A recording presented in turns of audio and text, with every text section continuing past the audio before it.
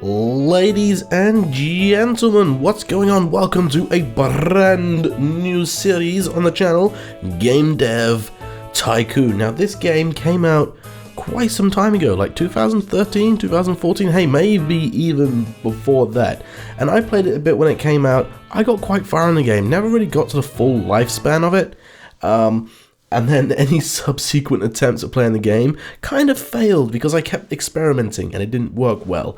However, I'm going to play this game with you guys because it's a sandbox game, it's simulation, it's tycoonish, it's micromanaging, and it's about video games. So, let's crack on.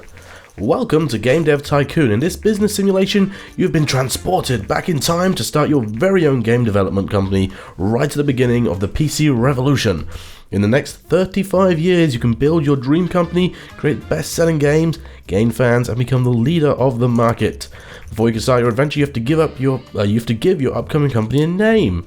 Now, I thought long and hard about this, and I really don't know. So I think one of the first companies I ever created in this game was called Boundstar Games. I think it was a play off Rockstar, I can't remember. And I'm just gonna call myself Dazza. Yes, I am the man. There's no bald. There's no character. I'm pretty sure this game isn't like supported by the developers anymore, which kind of stinks. Apparently there is a mobile version of the game as well. You know, chances are, hang on, where is it? That's probably my most likely jumper, because I wouldn't wear that. Yeah, let's go for the stripy jumper. If you ever want to review the tutorial messages, you can do so in the help menu. To access the help menu and other features such as saving, loading, and creating games, simply press escape to access the main menu. Congratulations, you just started your very own game development company. At the moment, your office is a garage and you are the only employee, but don't worry, many successful businesses have started out this way. Let's start developing your first game. Close this message, then click anywhere on the screen to bring up the action menu. Support a young startup. Buy the game. Oh yeah, this was a green light game, I think.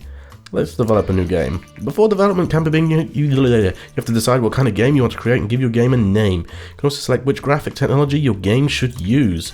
Your options are initially limited, but once you have a bit of experience, you'll be able to unlock new options.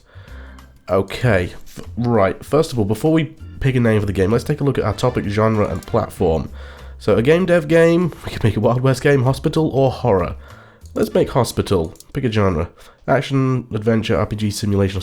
Let's go simulation. I've actually got a game in mind. We can either pick the G64 or the PC. We know that more people have a G64 than a PC because we can see market share 56%. But it is a lot more expensive to develop with. For that reason, I think I'm going to go with a PC because it's only 5k cost to develop with. And there was a very good hospital simulation PC game very early on called, I think, Theme Hospital. So I'm going to call this can I spell? Hospital Sim. Have I spelled hospital right? It's right there. Hospital Sim. Yeah, let's go for it. We will make it 2D graphics, not text-based. We have 70k cash up here. Here we have the time. And these little dots here, they sort of show the progress through the week. Start development. Right, so during the time the game is developed, here we go. Game development runs through 3 stages. At the beginning of each stage, you can decide what areas of the game you want to focus on. Picking the right focus for your game greatly increases the points you generate. Think about what areas are important for your game and decrease the focus on areas you think are less important. If you want to read a brief description of the different areas, please refer to the help menu. Okay, so I'm thinking a simulation game probably isn't going to have many stories or quests. The engine probably isn't that important, so let's really bolster in the gameplay, because let's be honest, or actually, would we rather have a more balanced engine? Let's bring the engine up there a little bit. Okay, so this tutorial is actually helping me because I haven't played in a while. Game development has now started. While developing your game will generate game points, which you can see bubbling up. Game points are divided into design points and technology points. The more points you generate, the better the game will be. From time to time, there will also be bug points generated. These bug points become less likely once you gain experience. Bugs should be fixed before the game is released and increase development time and cost. Yes, so as we can see, we've got a couple of bugs in our game so far. Design and technology points are alright. Development stage 2, dialogue, level design, and artificial intelligence. I guess dialogues and level design aren't really that important, but AI really is. So it's really about getting the right balance for allocating your time for these design stages. Okay, so we're getting quite a lot of research points actually. I think 10 is a good number to research something. During development, you can also select additional features for your game. Right now you can only pick basic sounds, but your options will increase quickly. Selecting additional features makes the game generally better, but also increases its cost. You'll also see the graphic type you selected when you define the game. This is just to remind you of your choice. You cannot change the type of graphics mid-game. Okay, so we can actually take out basic sounds if we want to, but we're going to keep it in. Let's think a hospital simulation. Let's have like less focus on the sound, more focus on game graphic and world design, and see how that goes, because simulation games need a lot of world design, I think. Okay, game is completed. So is it going to tell us about bugs? Here we go. The development of your first game is now complete. You can press the finish button to publish a game, but you should only do that once you fix the majority of bugs. Releasing a game without fixing bugs can severely affect your ratings, so you should only ever consider that if you need the cash and can't afford to wait. So interestingly enough, you get more technology, I think more research. I don't actually think more research. Well, you get more points because you carry on working on it, so we want to release the game soon though. You can also carry on finding bugs after a while, so that's why I haven't clicked finish straight away, but I'm going to do that now. The development of your game is now finished. While developing games, you gain experience and improve your skills. When development is complete, you will be presented with a summary of the experience gained. Like this. We can still change the name of the game as well, that's pretty cool. So we get a bit of a bonus because it's a new topic, new combo. So it's the first time developing a hospital game and a new combination of game and genre, I think. And we also gain experience in these particular areas as well, and for a particular person. So at the end of the game development, we can also completely bin it. So we can just develop a game for experience. But 11 and 12, I think that's pretty good. Let's release it. Good judgment. Create a game with a good topic genre combination.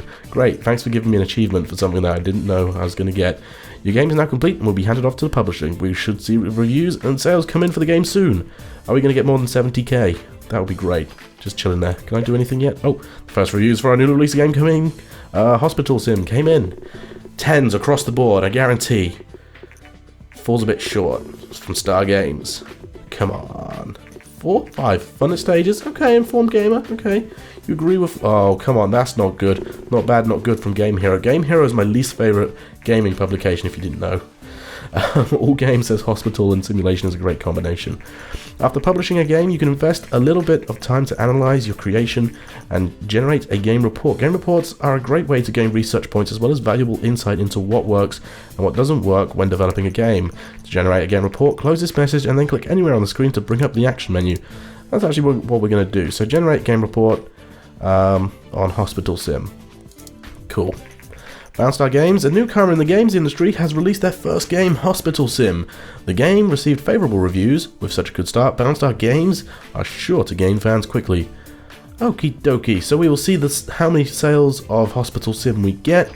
Woo! Hospital Sim sold about 481 units in its first week on the market. Now your game is on sale, you receive the income from your game every week. Yes! Money! You can see how well your game is doing by looking at the sales graph at the top right of the screen. Hospital Sim was so successful that we now have 23 fans. That's more fans than I have on YouTube!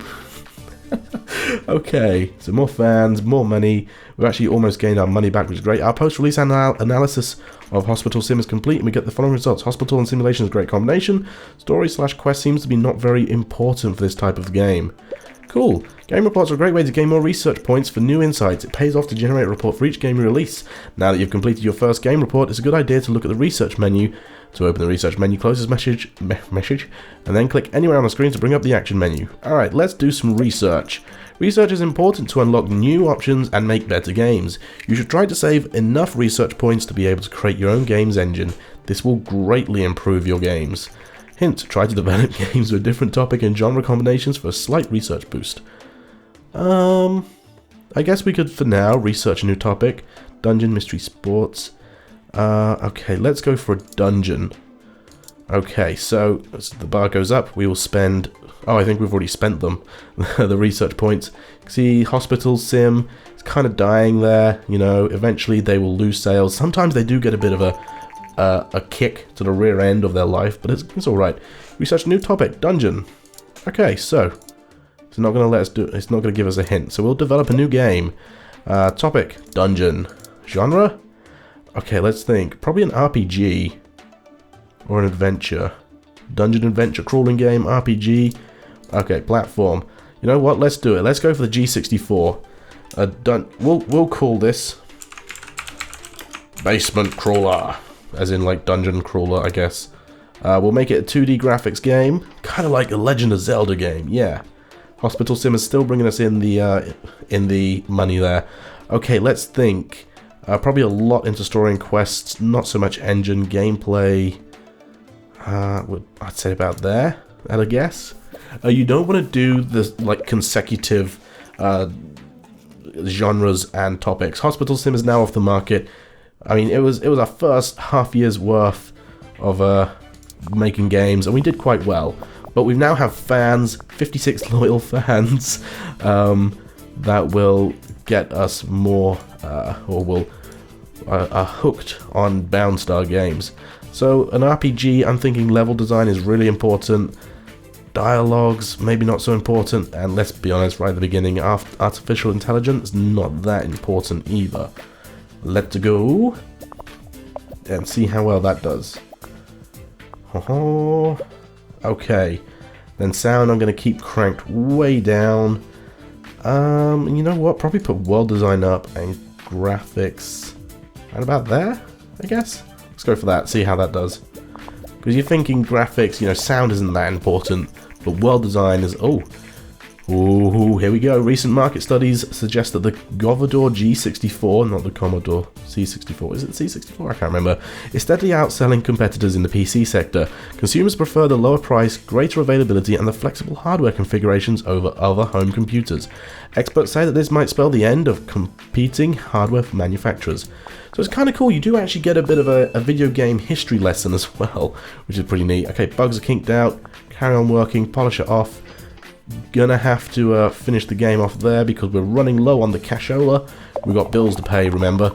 Basement Crawler is ready. New record. Awesome. So that's our highest design game we've ever had. You can see our breakdown of XP there as well. Let's release it.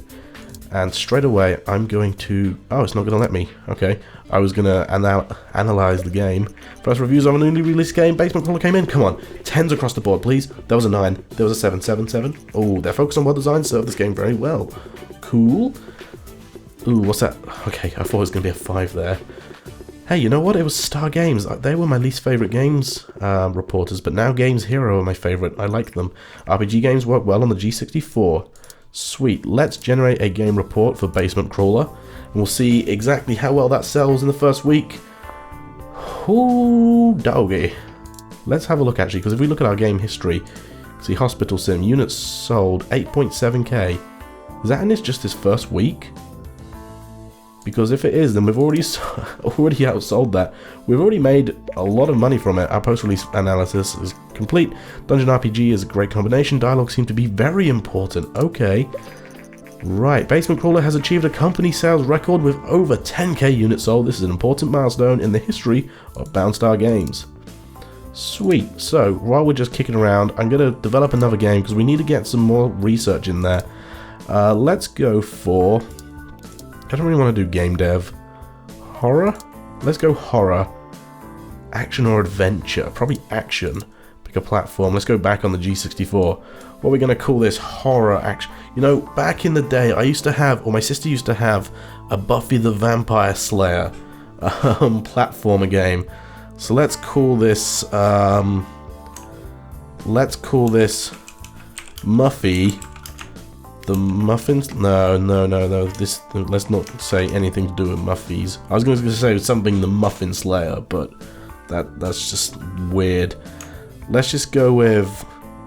I'm trying to do something that rhymes with Muffy. Puffy. How about this? I'm thinking of like Puffins. The Sardine Slayer. Let's go with that. because that's not weird at all. The 2D graphics, let's go. We are going to be able to develop better graphics. According to rumors, the Japanese company Ninvento is planning to launch its very own home gaming console. Ninvento is known for the widely successful arcade game Dinky King. I love the references in this game as well. Many industry experts doubt the home gaming consoles will take off. But if we are eager to see what Ninvento will deliver. Okay, I'm thinking a horror action game. Probably nothing to do with stories and quests, but crank it all in the engine and the gameplay? Maybe? Potentially, we'll soon find out. And let's think. An adventure game.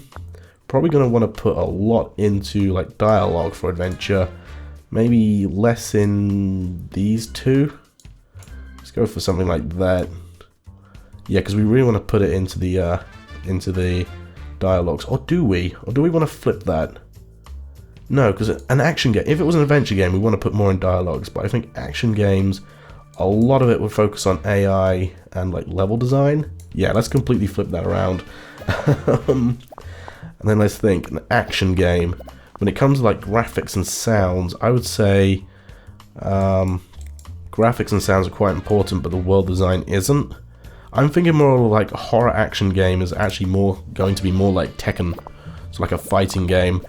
Let's see if we can crank the technology up in here. We're about to level our character up as well, actually. So technology and design should go up, hopefully. No, you're just going to work on the bugs. We've got a lot of money. Basement Crawl is now off the market. Sold 25,000. It's amazing. And it generated 180k. Oh, hey, look at that. We just got a new record for design and technology, I think. Yep, there we go. We leveled up artificial intelligence and graphics, and Dazza's about to upgrade too. Sweet. I think, yeah, there we go. Generate game report. Puffy the Sardine Slayer. First reviews for our new game, Puffy the Sardine Slayer, came in. Come on, 10s across the board, please. Please, I need the money. Good game from Star Games. I see a couple of 10s flicking in there. Horror and action is a great combination. Fantastic. Come on, I want my first, like, A, but it's not going to happen this episode. Beautiful and enjoyable. Sweet. Let's generate this game report and see how well. Ninvento has confirmed recent rumors and announced that their plans to release a new home gaming console called TES, or TES. The home console features cartridge-based games and a uniquely designed controller. Maybe we can design some games for the TES. But hey ho, there we go. Hey, I've just finished Puffy the Sardine Slayer and I'm impressed by your talent. I'm in the contracting business and we could use skills like yours. If you're ever short on cash, just let me know and I'll see if I have some work for you. Jason. Contracts have now been unlocked. To see available contracts, close this message and then click anywhere on the screen to bring up the action menu. But that is going to do it for today, guys. Oh, our post analysis of Puffy the Sardine Slayer is complete. Get the following results. Horror and action is a great combination. Gameplay seems to be quite important. Okay. And platform genre match, G64 action is good. But that's going to do it for today, guys. I've just clicked the menu there to try and pause the game, although I think I'm actually going to leave it running. Get Puffy the Sardine Slayer. Look at that. Lots of money, lots of fans.